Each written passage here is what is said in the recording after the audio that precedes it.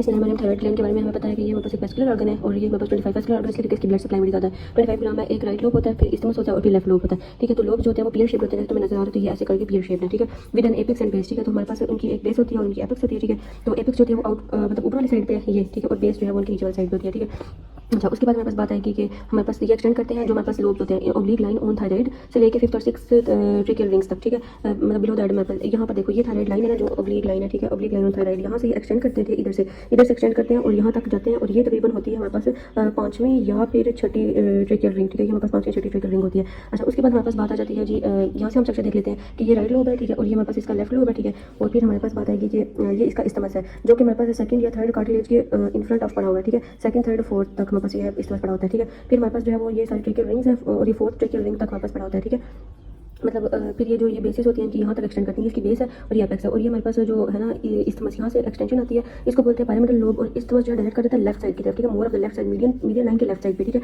और ये फाइब्रस या मस्कुलर बैंड होता है जो कि हाइलाइट बोन की तरफ डायरेक्ट हुआ होता है। देखो यहाँ पर ऊपर हाइलाइट बोन है ना, ये तो हाइलाइट बोन की तरफ ऐसे डायरेक्ट हुआ होता है। ठीक है, उसके बाद अच्छा, और फिर लिवेटर ग्लैंडुलर थायराइडी भी इसको कहते हैं। उसके बाद हमारे पास बात आ जाती है कि हम इसकी बात करेंगे जो है वो इस्टमस की। इस्टमस के anterior that is sternothyroid, sternohyoid, anterior jugular, fascia और स्किन। फेशिया और स्किन का तो तुम्हें पता ही है। अब ये रही एंटीरियर जुगुलर, ये एंटीरियर जुगुलर है तो ये हमारे पास इस्टमस के यहाँ आगे पड़ी होती है। मतलब इधर से जैसे हमने वो सब मेंटल ट्रायंगल में देखी थी ना कि एंटीरियर जुगुलर वेन पड़ी होती है, तो इस तरह यहाँ पर पड़ी होगी है। ठीक है, अच्छा, उसके बाद हमारे पास आ जाएगा कि सुप्राथायरॉइड और स्टेनोथायराइड और स्टेनोहाइड मसल्स, ये तो पहले देख चुकी हो। उसके बाद इसकी posteriorly second third fourth rings of trachea, ये भी मैंने देखी यहाँ पर second third fourth rings of trachea. उसके superiorly anastomosis of superior thyroid arteries. ठीक है, अब ये हमारे पास आ रही है सुपीरियर थायराइड आर्टरीज। ठीक है, ये वाली ये सुपीरियर थायराइड आर्टरी और वेन आ रही थी। ठीक है, तो यहाँ से ये एक की आती है, यहाँ से दूसरी साइड की, और ये इस्टमस के लेवल पे आपस में एनास्टोमोस हो रही होती है। ठीक है, यहाँ पर इनकी एनास्टोमोसिस हो रही होती है। अच्छा, अब हमारे पास नेक्स्ट बात आ जाती है कि जो इसकी है जी आर्टीरियल सप्लाई। तो आर्टीरियल सप्लाई में सबसे पहले तो एक्सटर्नल कैरोटिड आर्टरी है ना, ये वाली। ठीक है, ये हमारे पास सप्लाई करती है सुपीरियर थायराइड आर्टरी को। मतलब एक्सटर्नल कैरोटिड से ये ब्रांच निकली है, ये वाली एक्सटर्नल कैरोटिड थी, यहाँ से ब्रांच निकली है, ये सुपीरियर थायराइड। ठीक है, और सुपीरियर थायराइड नीचे आकर यहाँ तक इस्टमस तक इसको सारे को सप्लाई करती है। फिर हमारे पास आ जाती है G that is inferior thyroid artery. ठीक है,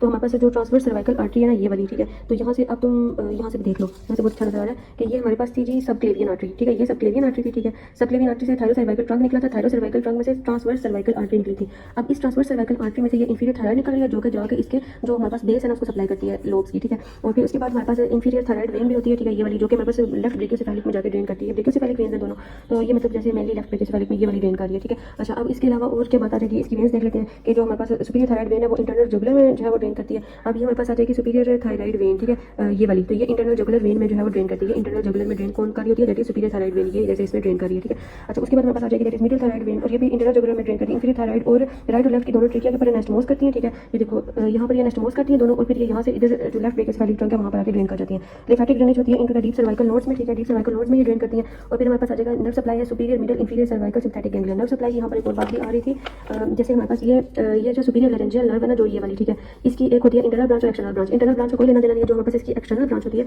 वो सप्लाई करती है इसको, देखो ये थायराइड को सप्लाई कर रही है। और उसके अलावा हमारे पास ये रिकरेंट लैरेंजियल नर्व है जो यहाँ से आ रही है, वेगस नर्व की जो ब्रांच है रिकरेंट लैरेंजियल नर्व, ये भी हमारे पास देखो यहाँ से आके थायराइड को सप्लाई कर रही है। ठीक है, बात तक अब इनके रिलेशन आ जाते हैं। रिलेशन में अच्छा, इसके बाद हम देखेंगे जो थायराइड का कैप्सूल होता है जो कि ट्रू कैप्सूल होता है, एक इसका फास्ट कैप्सूल होता है जो कि पैराट्रेकियल फेशिया बनाता है। पैराट्रेकियल फेशिया से हमारे पास लिगामेंट ऑफ बेरी लेटरली निकलता है और वो कनेक्ट करता है थायराइड ग्लैंड को रिकरेंट कार्टिलेज के साथ। ठीक है, अब हमारे पास आ जाएंगे इनके रिलेशन। तो हमारे पास पोस्टीरियरली जो है वो थायराइड के पोस्टीरियरली ये देखो पोस्टीरियर रिलेशन है ना, ये हमारे पास इसका थायराइड ग्लैंड का पोस्टीरियर व्यू था। तो यहाँ पर देखो ये पैराथायराइड पड़े होते हैं। उसके बाद हमारे पास आ जाएगा that is anastomosis between superior inferior जो है थायराइड आर्टरीज। तो यहाँ पर जो सुपीरियर और इंफीरियर थायराइड आर्टरीज जो है उनकी एनास्टोमोसिस हुई होती है यहाँ पे। अच्छा, एंटीरियर रिलेशन में स्टेनोहाइड होमोहाइड की सुपीरियर वैली, स्टेनोथायराइड और स्टेनोक्लेडोमास्टाइड की एंटीरियर वैली। ठीक है, तो ये मतलब ये देखियो ये मसल्स मैंने वैसे ही सारी प्रेजेंट होती हैं इसके आगे। ठीक है, उसके बाद लेटरली हमारे पास कॉमन कैरोटिड आर्टरी देखो थायराइड की लेटरल पड़ी हुई है। उसके बाद वेगस नर्व भी लेटरल पड़ी हुई है, इंटरनल जुगुलर भी। तो ये बड़ी मजे की चीज़ है, ये सारी चीज़ें क्या है लेटरली। सबसे पहले कॉमन कैरोटिड होती है इनर मोस्ट, फिर हमारे पास आती है वेगस नर्व जो कि इन दोनों के दरमियान कितने मजे से जा रही है, और फिर हमारे पास एंड पे आ जाती है that is the internal jugular vein, और ये इसके लेटरली पड़ी थी थायराइड ग्लैंड की लेटरली। बहुत नाइस स्ट्रक्चर बना हुआ है। ठीक है, अच्छा, उसके अलावा हमारे पास आ जाएगा मीडियल रिलेशन में तो लेरिंक्स फेरिंक्स और इसोफेगस। देखो यहाँ पर लेरिंक्स फेरिंक्स इसोफेगस यहाँ पर पड़ा होता है। फिर उसके बाद बात आती है कि ये रिलीज करते हैं थायरॉक्सिन ट्राइआयोडाइड वगैरह।